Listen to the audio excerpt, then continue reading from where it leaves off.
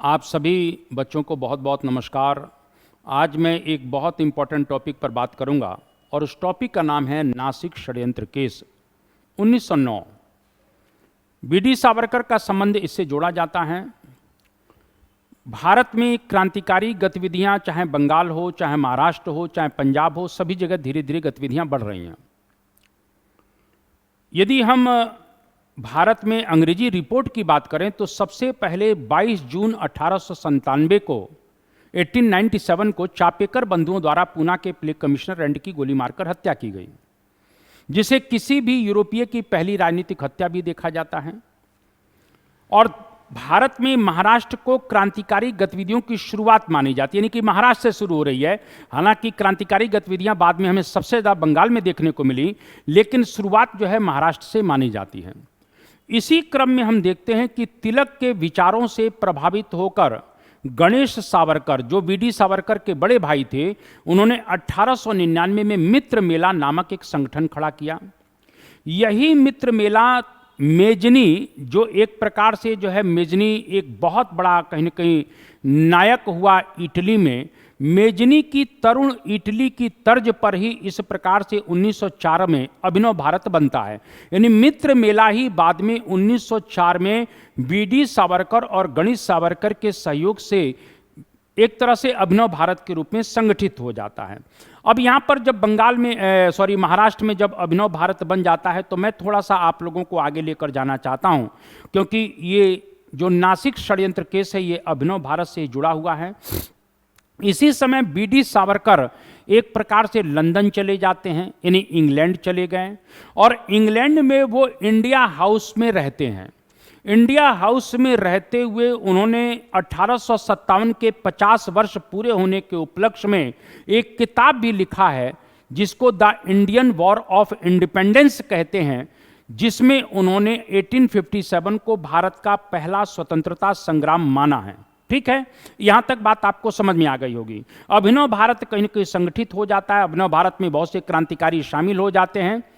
अब क्या होता है कि नासिक का जो कलना के जिला मजिस्ट्रेट है, कलेक्टर है, जिसका नाम है जैक्सन। अब थोड़ा सा हम जैक्सन साहब के पास आते हैं। AMT जैक्सन इनका पूरा नाम है। जैक्सन बेचारे भले आदमी थे, मैं आपको यहीं क्लियर कर दूं। जैक्सन को मराठी का भी बहुत अच्छा ज्ञान है, संस्कृत का भी बहुत अच्छा ज्ञान है। उन्हें एक तरह से पंडित जैक्सन भी कहा जाता था। क्या कहा जाता था? उन्हें पंडित जैक्सन भी कहा जाता था। वो स्वयं कहता था कि मैं पहले जन्म में कुल के एक हिंदू संत था। यानी जैक्सन ये कहता है कि पहले जन्म में मैं हिंदू संत था और उसको जो है भारत के लोगों से, भारत की संस्कृति से बहुत ज्यादा सिंपैथी थी। तो अब आप कहेंगे सर फिर क्रांतिकारियों ने क्यों मारा?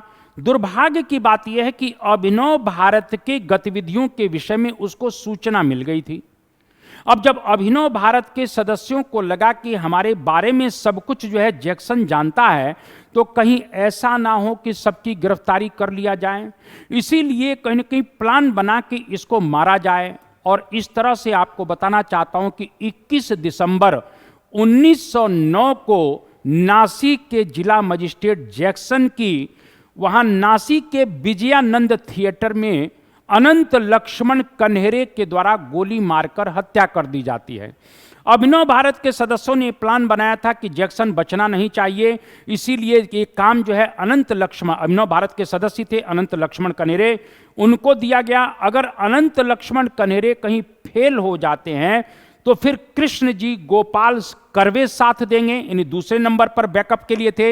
अगर वो भी फेल हो जाते हैं तो विनायक नारायण देशपांडे को दिया गया। यानी 3 लोग कहीं न कहीं क्रम से हैं। सबसे पहले अनंत लक्ष्मण कन्हेरे हैं, दूसरे नंबर कृष्ण जी गोपाल कर्वे हैं, और तीसरे पर विनायक देशपांडे हैं। यानी पहला कुलना के फेल होगा तो दूसरा मारेगा, दूसरा फेल होगा तो तीसरा मारेगा। लेकिन अनंत लक्ष्मण कन्हेरे ही कुलना के पहले अटेम्प्ट में ही 4 गोलियां सीधे जैक्सन को ठोक देते हैं और जैक्सन कहीं न कहीं इस प्रकार से धाराशायी हो गया, मृत्यु हो गई। इस घटना को भारत के इतिहास में नासिक षड्यंत्र केस कहते हैं। मेरा कहने का मतलब है कि अब धीरे धीरे सभी लोगों की गिरफ्तारी होती है, यानी अनंत लक्ष्मण कन्हेरे भी गिरफ्तार हुए, विनायक देशपांडे भी गिरफ्तार हुए, और जितने भी लोग थे, यानी 38 लोगों को इस केस में गिरफ्तार किया जाता है। मेरा यह कहने का मतलब है, तो जब 38 लोगों को गिरफ्तार किया गया तो इसी क्रम में आपको बताना चाहता हूं कि बीडी सावरकर को लंदन से गिरफ्तार किया जाएगा इसी नासिक षड्यंत्र केस से। आप कहेंगे सर उनको क्यों गिरफ्तार किया गया? क्योंकि अभिनव भारत के वो संस्थापक थे। दूसरी बात कि बीडी सावरकर ने लंदन से कुछ रिवॉल्वर कहीं ना कहीं भारत भेजा है, अभिनव भारत के सदस्यों के लिए भेजा है। तो अनंत लक्ष्मण कन्हेरे ने जिस रिवॉल्वर से जैक्सन को मारा था वो वही रिवॉल्वर थी जिसको बीडी सावरकर ने लंदन से भेजा था। तो ये प्रमाण कहीं ना कहीं इतने मजबूत थे कि बीडी सावरकर को छोड़ना संभव नहीं था, और इस प्रकार से बीडी सावरकर को लंदन से कहीं ना कहीं गिरफ्तार कर लिया गया। अब यहां पर थोड़ा सा मैं आपको ले जाना चाहता हूं कि जब बीडी सावरकर साहब एक तरह से लंदन में इंडिया हाउस में रहा करते थे, इंडिया हाउस वही जगह है जहां पर क्रांतिकारी अपना शरण लेते थे, उनका हॉस्टल हुआ करता था। इस इंडिया हाउस की स्थापना श्यामजी कृष्ण वर्मा ने की थी। तो जब इंडिया हाउस में बीडी सावरकर साहब रहा करते थे तो एक समय मैंने आपको बताया था कि गांधी जी स्वयं जब लंदन गए हुए थे, क्यों गए हुए थे लंदन? 1909 के आसपास की बात है। क्यों लंदन गए हुए थे? इसीलिए गए थे कि गांधी साउथ अफ्रीका में एक प्रकार से भारतीयों के लिए संघर्ष कर रहे हैं, सत्याग्रह का मूवमेंट चला रहे हैं। तो चाहते हैं कि लंदन में जो भारतीय हैं वो उनका सहयोग करें, यानी धन से, तन से, मन से, जो भी हो सकता है सहयोग करें। इसी संदर्भ में इंडिया हाउस में गांधी जी का जाना हुआ, यानी गांधी जी स्वयं इंडिया हाउस में सावरकर से मिलने के लिए गए थे। और जब वो मिलने के लिए गए थे तो आपको बताना चाहता हूं, सावरकर उस समय अपने फ्राइंग पैन में कुल मिला के झींगा तल रहे थे। जो फ्राइंग पैन होता है आप देखते हो, उसमें झींगा मछली तल रहे थे। चितपावन ब्राह्मण है लेकिन वो कुल मिला के मछली खाते थे। गांधी जी को भी उन्होंने सर्व किया कि गांधी जी आप भी लीजिए, तो गांधी जी ने कहा नहीं मैं वेजिटेरियन हूं। सावरकर मजाक में कहते हैं कि आप वेजिटेरियन हैं तो कैसे काम चलेगा, जब तक आपको एनिमल प्रोटीन नहीं मिलेगा तब तक आप अंग्रेजों से कैसे संघर्ष करेंगे। इस प्रकार से जो भी रहा हो, मैं एक बात आपको बताऊं, मैंने कई बार कहा भी है कि जिन्ना और कहीं ना कहीं एक तरह से सावरकर ऐसे व्यक्ति हैं जो व्यक्तिगत जीवन में धार्मिक तो नहीं थे लेकिन बहुत बड़े बड़े धार्मिक संगठनों का उन्होंने नेतृत्व भी किया है। खैर, उनके व्यक्तित्व की ये बात है। अब आपको बताना चाहता हूं कि इस तरह से गांधी जी उनसे मिलते हैं, मैंने तमाम बातें कही, और ब्रिटिश सरकार ने अंततः बीडी सावरकर को गिरफ्तार किया। बीडी सावरकर को गिरफ्तार करने के पश्चात उनको, ध्यान रखिएगा, पानी के जहाज से वो लेकर चलते हैं। कौन से पानी के जहाज से? एसएस मोरिया नामक, यानी अंग्रेज एसएस मोरिया नामक जहाज से उनको लंदन से लेकर चलते हैं। लेकिन जब जहाज जो है फ्रांस से निकल रहा था तो मेंटेनेंस के लिए वो कहीं ना कहीं फ्रांस के एक बंदरगाह है मर्सिलीज बंदरगाह पर कहीं ना कहीं जहाज रुकता है, और इंग्लैंड और फ्रांस के इस मर्सिलीज बंदरगाह के बीच में एक योजना सावरकर ने बना ली थी कि कैसे मुझे निकलकर भागना है। वो टॉयलेट का जो हॉल होता है उसको नापा करते थे कि इसमें अपने शरीर को कैसे निकालूंगा। और जैसे ही मर्सिलीज बंदरगाह पर कहीं ना कहीं ये जहाज रुका, कहीं कहते हैं कि वो टॉयलेट करने के बहाने गए। उन्होंने अपना गाउन उस दिन पहन रखा था, गाउन को कुलना के कहीं ना कहीं वो कांच के गेट पर लगा रखा था जिसे सिक्योरिटी वाले देख नहीं सकें, और टॉयलेट के मैन हॉल से वो समुद्र में कूद जाते हैं। यानी जहाज का जो टॉयलेट का मैन होल था उससे कूद गए, और जब कूद गए तो कुल मिला के ब्रिटिश सेना को मालूम पड़ा। ब्रिटिश सेना भी पानी के जहाज में कूद जाती है, सैनिक उनका पीछा करते हैं, गोली चलाते हैं, लेकिन किसी तरह से वो निकल कर भागते हैं। जमीन पर जब वो पहुंचते हैं वो दौड़ना शुरू करते हैं, चिल्लाते हैं, लेकिन अंततः उनको पकड़ लिया जाता है। और उनको पकड़ने के पश्चात आपको बताना चाहता हूं, इस तरह से पुनः जो है उनको लाया गया और उनके ऊपर नासिक षड्यंत्र केस के तहत कुल मिला के कहीं की मुकदमा चलता है।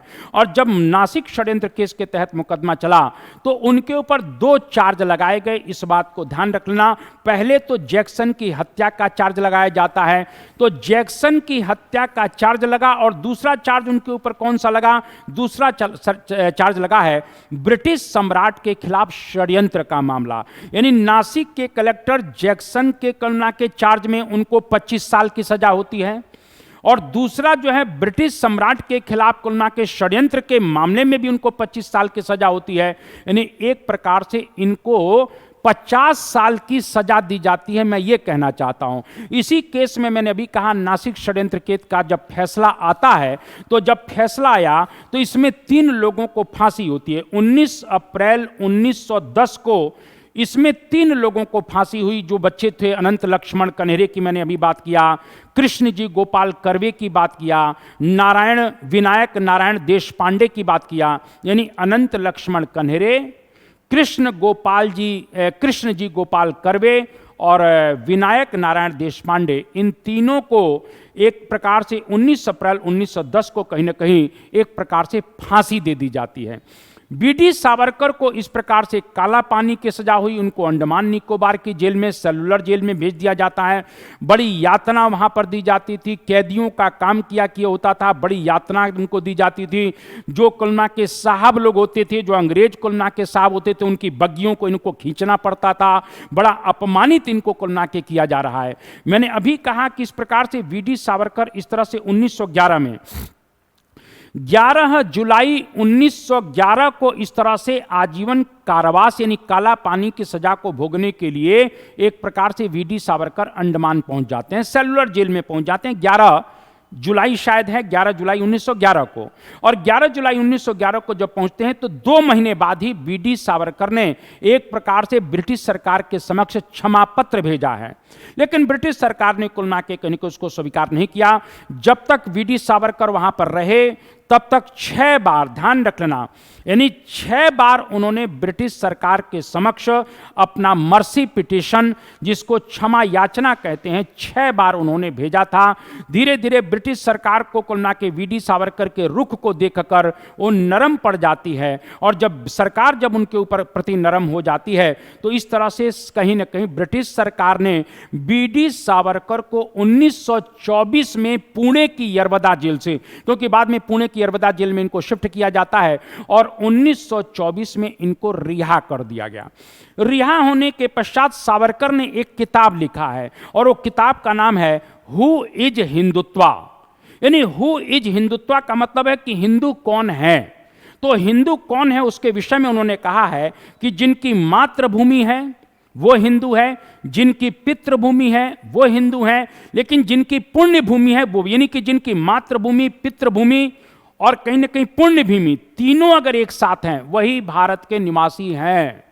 उनके हिसाब से हु इज हिंदुत्वा जो किताब है उसके हिसाब से ना तो मुसलमान कहीं न कहीं देश का निवासी है, ना ईसाई इस देश का निवासी है, क्योंकि अगर मुसलमान और ईसाई की मातृभूमि और पितृभूमि अगर भारत है तो पुण्य भूमि नहीं है, पुण्य भूमि तो कुल ना उनकी बाहर है। इसीलिए हु इज हिंदुत्वा में वो कहते हैं कि जिनकी मातृभूमि, पितृभूमि और कहीं न कहीं पुण्य भूमि तीनों एक साथ है वही हिंदुस्तान का निवासी होगा। आपको बताना चाहता हूं वीडी सावरकर काफी हाईलाइट में उस समय थे इस तरह से। लेकिन इसी समय आप जानते हैं कि 30 जनवरी 1948 को गांधी जी की हत्या होती है, ये आपको मालूम ही होना चाहिए। और 30 जनवरी 1948 को जब गांधी की हत्या होती है तो 8 लोगों को गिरफ्तार किया जाता है और इन 8 लोगों में वीडी सावरकर का भी नाम था। और वीडी सावरकर के ऊपर कुल मिला के चार्ज होता है, लेकिन साक्ष्यों के अभाव में, सबूतों के अभाव में अंततः इनको छोड़ दिया जाता है।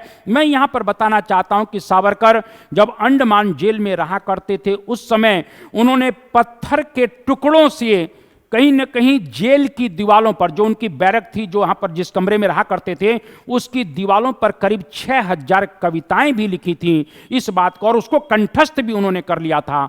जो भी हो, बीडी सावरकर क्षमा प्रार्थना मानते हैं, ये बात सही है, लेकिन कहा जाता है कि वो उनकी रणनीति का कुलना के हिस्सा था। वो चाहते थे कि मैं जेल से आकर इन क्रांतिकारी गतिविधियों को पुनः आगे बढ़ा सकूं। इस प्रकार से जो हम कह सकते हैं कि वीडी सावरकर ने अपने तरीके से देश की आज़ादी के लिए संघर्ष किया। आप सभी लोगों को नमस्कार, जय हिंद, जय भारत, वंदे मातरम।